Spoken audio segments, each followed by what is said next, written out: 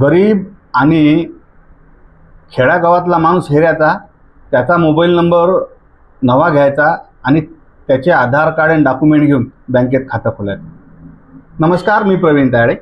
आज एका अशा विषयावर मी तुमच्यासोबत चर्चा करणार. आपलं कामच आहे चर्चा करणं, की परतवाड्यातून आतापर्यंत ज्या पद्धतीनं मला माहिती भेटली, 50 कोटी रुपयापेक्षा अनधिकृत उलाढाल झाल्याची धक्कादायक घटना समोर येऊन राहिली.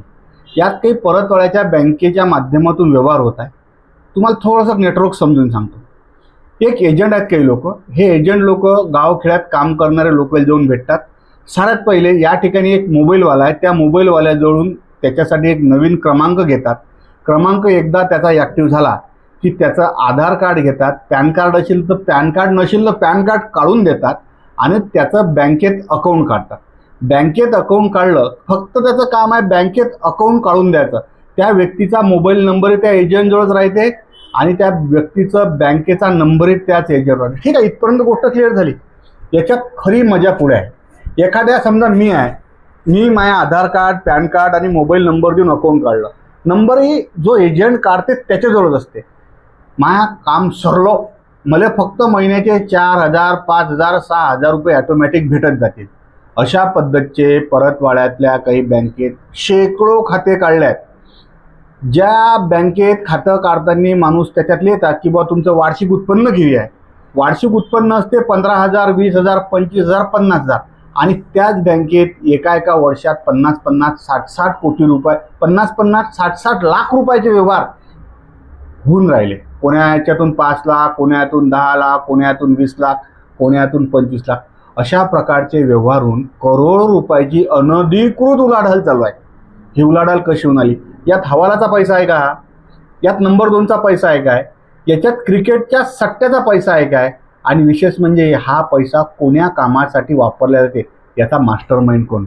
याचं आता गुन्हे आर्थिक शाखेचं काम आहे बा, की गावरान 90 अशी बातमी आली आणि आपलं काम आहे विथ एव्हिडन्स कार्यक्रम आहे. आणि या ठिकाणची एक बँक आहे, त्या एका बँकेत एका गावावर टोटल बॅन घातलं ते गाव. कारण याच्यात काही गावाचे नावं सांगतो तुम्हाला मी.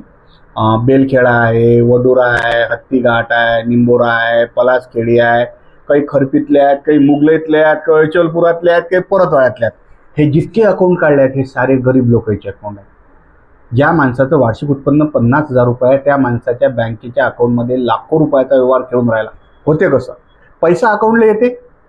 पैसा अकाउंटला आला की जास्तीत जास्त 10 मिनिटात तो ऑटोमॅटिक डिडक्ट होऊन जाते.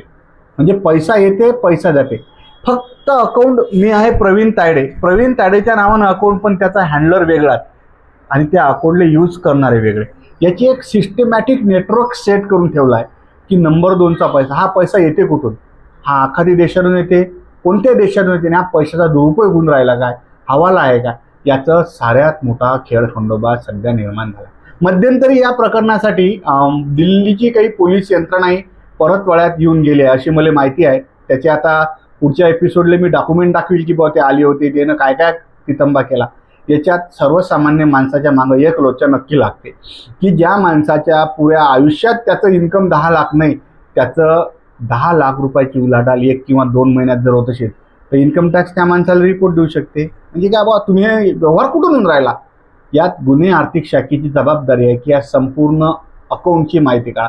आणि याच्यात एक नंबर जे बँक आहे परतवाड्याची, तिचं मी पुढच्या वेळेस नाव घोषितच करेन, पण त्या बँकेत या पद्धतीनं मोठ्या प्रमाणात खाते उघडून आर्थिक उलाढाल होत आहे. थोडासा आर्थिक शब्द आहे, लोकांना या गोष्टी समजून राहिल्या काय नाही समजून राहिल्या. ते काही गोष्टी अशा आहेत की समजा इथं 100-200 अकाउंट काढले की तो जो मधातला एजंट असते तो एखादा एजंट दिल्ली, झारखंड किंवा ज्या ठिकाणून अशा पद्धतीचे आर्थिक जे सायबर क्राईमचे धंदे होतात.